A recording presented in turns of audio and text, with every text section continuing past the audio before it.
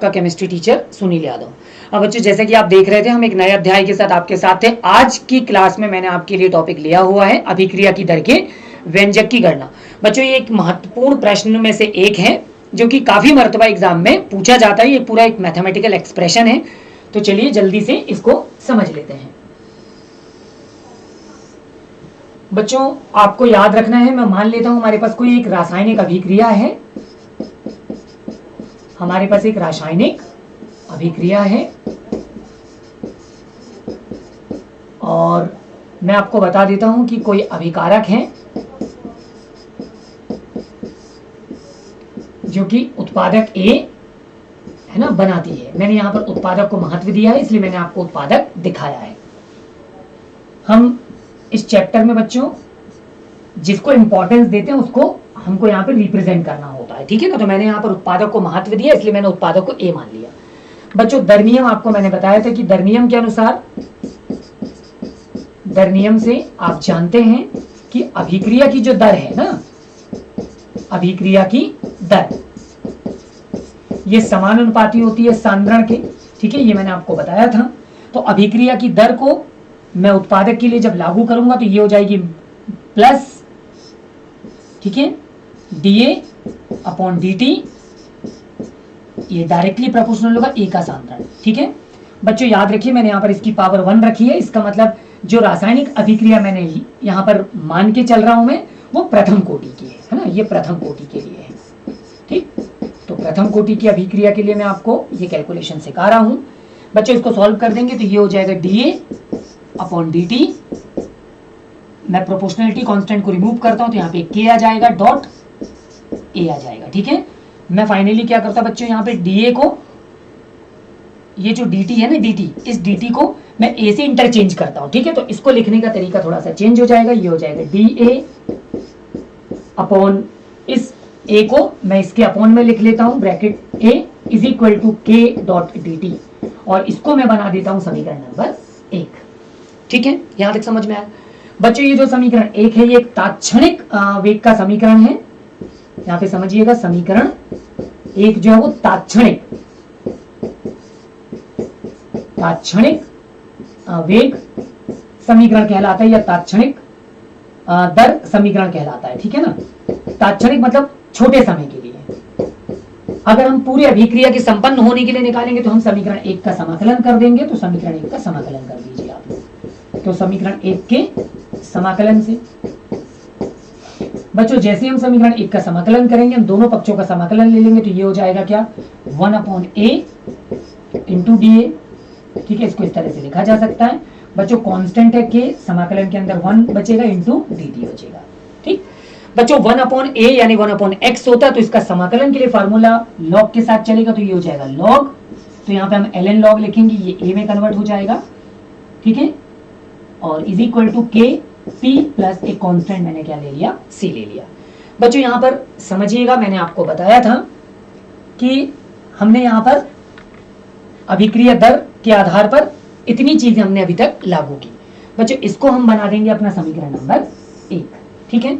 यहाँ पर कुछ इनिशियली हम वैल्यू अपनी अप्लाई करेंगे, प्रारंभिक मान।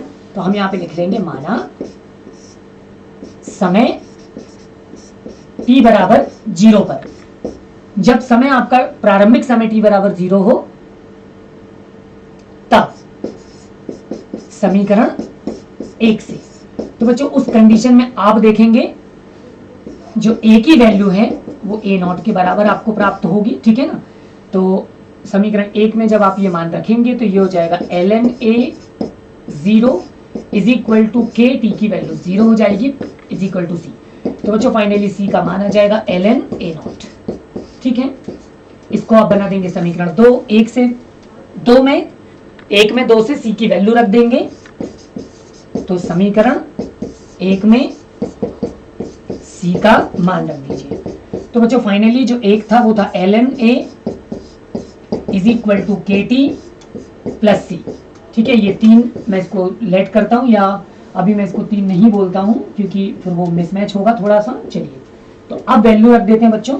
तो यहाँ पर मैं वैल्यू किसकी रखने जा रहा हूँ, c की, है ना। तो ये ऐसा हो जाएगा, तो ये हो जाएगा बच्चों ln a is equal to kt plus C को हटा के ये वैल्यू रिप्लेस कर देता हूं। जितनी भी ln वाली वैल्यू सबको एक साइड कंसीडर कर लेंगे बच्चों, तो ये इक्वेशन को जिस तरह से कन्वर्ट हो जाएगा, ये हो जाएगा ln a, उसके पीछे आ जाएगा माइनस ln a नॉट और इज इक्वल टू के टी। ठीक है बच्चों, यहाँ पर मुझे k का मान निकालना है, तो k का मान जब मैं निकालूंगा तो इसको पहले इक्वेशन में कन्वर्ट कर लेंगे। ये हो जाएगा, यहाँ पे लॉग का कॉन्सेप्ट लग जाएगा, तो ये हो जाएगा ln, ठीक है, a अपॉन a नॉट हो जाएगी बच्चों ये वैल्यू। फाइनली यहाँ पे मुझे k की वैल्यू निकालनी है, तो ये हो जाएगा 1 अपॉन टी ln a अपॉन a नॉट। ठीक है, तो बच्चों इस तरह से आप ये जो एक मैथमेटिकल एक्सप्रेशन देख पा रहे हो, ये हमारा अभिक्रिया दर के लिए क्या है, गणितीय रूप है। बच्चों इसको हम आधार 10 वाले लॉग आधार में भी चेंज कर सकते हैं। इसको मैं इक्वेशन नंबर 3 बना देता हूं, तो हम यहां पर क्या कर सकते हैं, समीकरण 3 को, ठीक है, समीकरण 3 को ln को LOG में बदलने पर, ठीक है, तो हम ln को क्या करेंगे, LOG में बदलने पर। तो क्या करना है आपको, मैं आपको एक रिलेशन बता रहा हूं कि जो ln लॉग है इसका बेस e, तो ये 2.303 LOG लॉग बेस 10 के क्या होता है, बराबर होता है। तो ये कॉन्सेप्ट आप यहाँ पे इस्तेमाल कर लेंगे, यानी आप ln को हटाकर LOG में जब बदलेंगे तो उसमें 2.303 का क्या कर देंगे, मल्टीप्लाई कर देंगे, तो ये वैल्यू हो जाएगी k is equal to 2.303 upon T, और ये हो जाएगा बच्चों LOG log a अपॉन a नॉट, दैट्स इट। ठीक है, तो ये एक जो मैथमेटिकल एक्सप्रेशन आप देख पा रहे हो बच्चों, ये अभिक्रिया की दर के लिए व्यंजक होता है। ठीक है, चलिए जल्दी से यहाँ पर अगला प्रश्न भी आपके सामने ले लेता हूं, और वो मेरा अगला प्रश्न है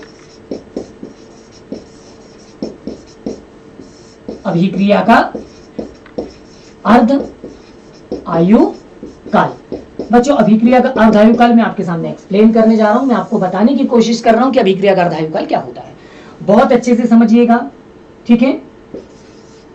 किसी भी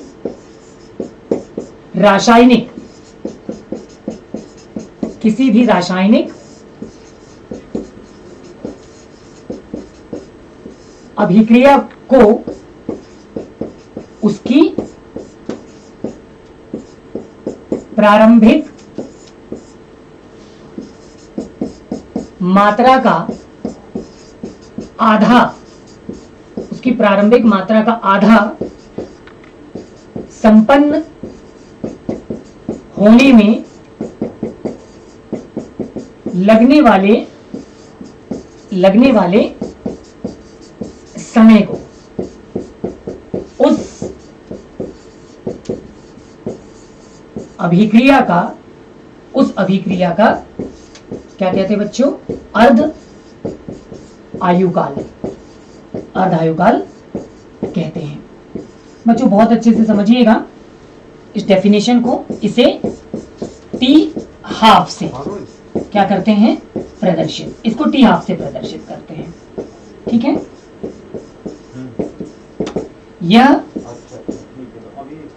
यह एक नियत पद होता है, यानी कि बच्चों अभिक्रिया का जो अर्धायु काल है वो नियत होता है। इसको समझना बहुत महत्वपूर्ण है, इसको एक उदाहरण से समझेंगे। ध्यान दीजिए, अगर मैं बोलता हूं बच्चों हमारे पास कोई अभिकारक है, मैं आपको बताता हूं कि इसकी प्रारंभिक मात्रा हमारे पास 10 kg है, समझ लीजिए। अब ये किसी उत्पादक में बदलता है, तो मैं आपसे बोलता हूं कि टी बराबर या टी हाफ बराबर 30 मिनट है ना, 30 मिनट। तो 30 मिनट बाद ये अपनी प्रारंभिक मात्रा का 5 kg उत्पादक बना लेता है, यानी 5 kg अभी भी अभिकारक बचा। अब वो 5 kg जो उत्पादक हैं, ये उसी टी हाफ यानी 30 मिनट के बाद ही, है ना, 30 मिनट के बाद ही, अगले 30 मिनट के बाद ये 2 सही 1/2 kg में विघटित होगा अगले उत्पादक में। ठीक है, फिर ये 2 सही 1/2 जो kg है, ये अगले 30 मिनट में, अब उसका भी क्या होगा, 1/4 हो गया, 1/1/4 kg होगा। यानी ये जो टाइम आप देख पा रहे हो ना, ये टाइम आपका बिल्कुल फिक्स होगा। इस तरह से मैंने यहां पर बोला कि ये वैल्यू जो है वो नियत होती है। बच्चों हम अर्धायु काल के लिए जल्दी से गणितीय रूप भी निकाल लेंगे। तो देखिए व्यंजक अर्धायु काल के लिए, अर्धायु काल का, तो बच्चों ध्यान से समझिएगा। अर्धायु काल के व्यंजक को समझने के लिए पहले मैं अभिक्रिया दर का व्यंजक आपके सामने ले लेता हूं। अभिक्रिया दर। तो 0.3/T log A, ठीक है, A0/A हम ले सकते हैं, कोई दिक्कत नहीं, इसको इक्वेशन नंबर 1 बोलता हूं। हम यहां पे लिख देते हैं, माना जो A0 है बच्चों ये प्रारंभिक मात्रा है, तो इसको आधा करता हूं तो ये उसकी अंतिम मात्रा के बराबर हो जाएगा, और यहां पर जो T है उसी को मैं T½ कह रहा हूं, ठीक है ना। यानी जो कुल समय है जब वो आधा रहेगा तो उसकी प्रारंभिक मात्रा जो अंतिम मात्रा के बराबर प्राप्त होगी। इस वैल्यू को हम समीकरण 1 में रख देंगे, तो बच्चों समीकरण 1 से, ठीक है, देखिए क्या प्राप्त होगा, आपको ध्यान से देखिएगा। तो समीकरण 1 में जब आप वैल्यू रखेंगे तो आपके पास आ जाएगा, वैल्यू मैंने लिखा था समीकरण K = 2.303/T log A0/A, ठीक है, मैंने ये लिखा हुआ है। अब मैं चेंज कर रहा हूं वैल्यू, तो K = 2.303, T को हटा के मैं लिख देता हूं T½ log, बच्चों A0 रहेगा और A के रिप्लेस करके मैं लिख दूंगा A0/2। ये 2 ऊपर की तरफ शिफ्ट हो जाएगा तो ये हो जाएगा 2.303/T½ बच्चों, ये वैल्यू हो जाएगी log 2 A0/A0। तो A0 से A0 कैंसल आउट हो जाएगा बच्चों, ये हो जाएगा 2.303/T½ फाइनली यहाँ पे आ जाएगा log 2। बच्चों आपको याद रखना है कि जो log 2 होता है ना, log 2 की वैल्यू होती है 0.3010, ये log 2 की वैल्यू होती है। तो इस log 2 को हटाकर हम उसकी वैल्यू का इस्तेमाल कर लेंगे, तो 2.303/T½ इंटू 0.3010।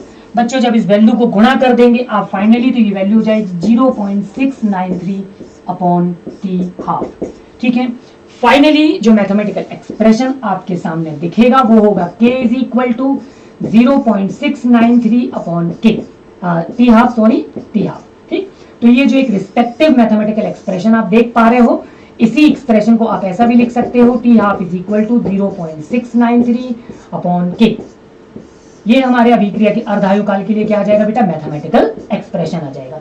इस मैथमेटिकल एक्सप्रेशन में हम ये कह सकते हैं कि जो अभिक्रिया का अर्धायु काल है वो अभिक्रिया की दर के व्युत्क्रमानुपाती होता है, या ऐसा भी कह सकते हैं कि वो जो रासायनिक पदार्थ उसकी प्रारंभिक और अंतिम मात्रा पर निर्भर नहीं करता है। तो बच्चों आज के लिए इतना ही, हम बहुत जल्द आपसे मुलाकात करेंगे अगले वीडियो में, तब तक के लिए अपना ख्याल रखिए।